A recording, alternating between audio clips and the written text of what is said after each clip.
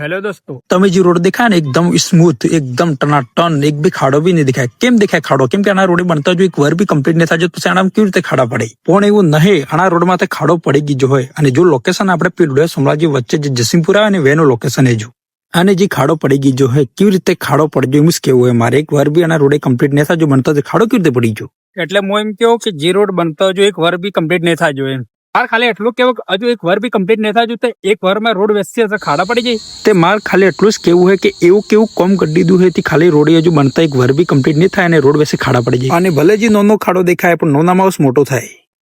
અને હજુ રોડ નો અમુક અંશે બાકી જે બોર્ડર જોવા જે 10-15 દિવસ પહેલી લગાવવામાં જી અને રોડ તૂટવા લાગી ગયો.